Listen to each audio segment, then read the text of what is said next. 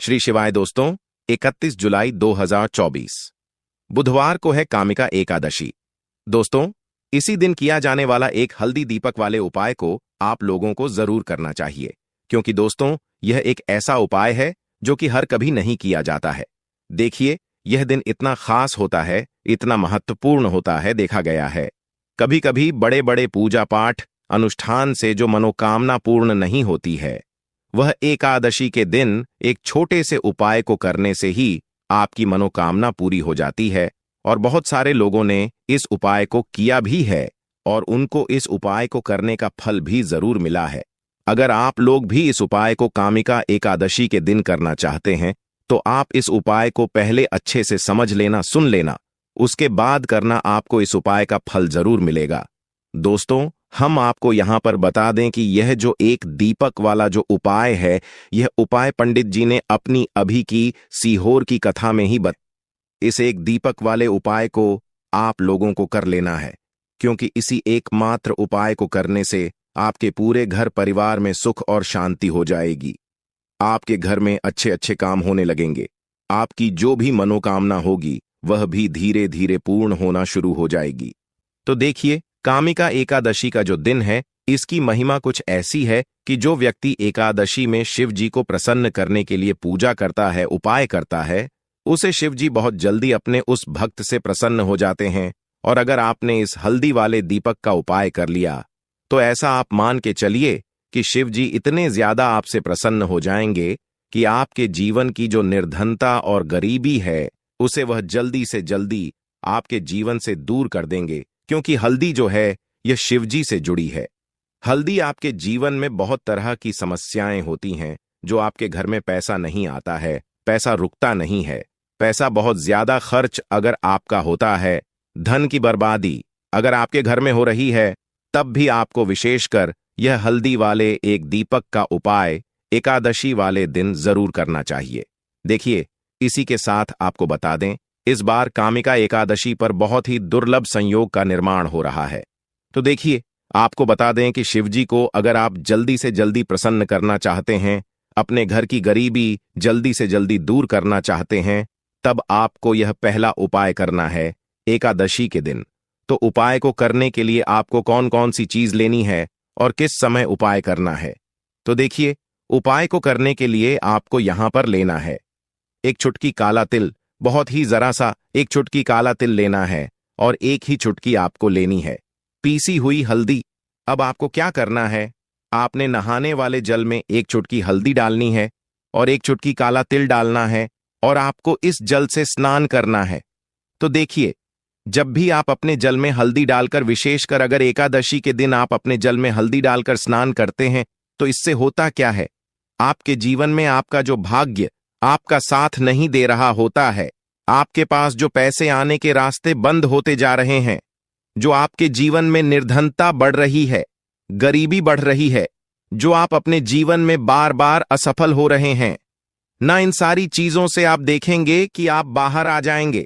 आपके घर में, आपके जीवन में पैसा आना शुरू हो जाता है, पैसा रुकना शुरू हो जाता है, क्योंकि यहां पर आपकी कुंडली में गुरु की स्थिति बहुत मजबूत हो जाती है, जिसके बाद आप जिस काम को करते हैं उसमें आपको लाभ ही लाभ मिलता है।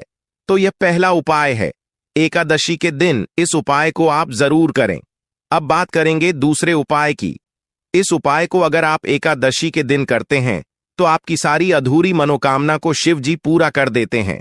तो यह उपाय भी आप विशेष कर करें। अगर कोई भी ऐसी विश है, कोई भी ऐसी इच्छा है जो अभी तक अधूरी है, पूरी नहीं हो रही है, तो आपको शिव जी को प्रसन्न करना है यह दूसरा वाला उपाय एकादशी के दिन करके।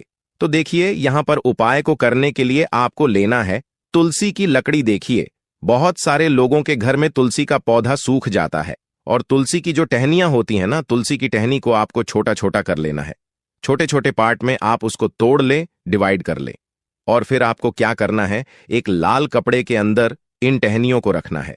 कितनी लेनी है, आप 2 ले सकते हैं, 5 ले सकते हैं, 11 ले सकते हैं। अगर 11 की संख्या हो तो बहुत उत्तम है। अब आपको क्या करना है, लाल कपड़े के अंदर रखना है और इसकी छोटी सी पोटली आपको बना लेनी है। अब सबसे पहले आपको क्या करना है, इस पोटली को शिवजी के चरणों में स्पर्श करना है उनके चरणों से स्पर्श करने के बाद आपको यह पोटली अपने घर में, या तो अपने घर के मुख्य दरवाजे पर आपको इसको टांगना है, अंदर की तरफ टांगे, बाहर की तरफ नहीं, या फिर इसे आप अपने घर के मंदिर में एक तरफ रख देंगे। देखिए, जब भी आप तुलसी की टहनी जो होती है उन्हें अपने घर में कहीं पर भी रखते हैं और शिव जी से प्रार्थना करते हैं कि मेरी यह विश है, मेरी यह मनोकामना है, बहुत लंबे समय से अधूरी मेरे जीवन में निर्धनता है, गरीबी है, मेरे घर में सुख समृद्धि नहीं है, मेरे घर में क्लेश है।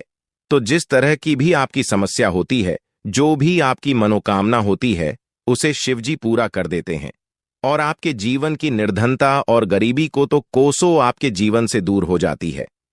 जब भी आप तुलसी की लकड़ी का यह छोटा सा उपाय कर लेते हैं, एकादशी के दिन एक चीज आपको बिल्कुल ध्यान रखनी है कि तुलसी का पौधा अगर आपके घर में सूख गया है, तब आपको एकादशी के दिन उसकी लकड़ियों को न डालना है, क्योंकि एकादशी के दिन तो तुलसी की पत्तियों को भी नहीं तोड़ा जाता है।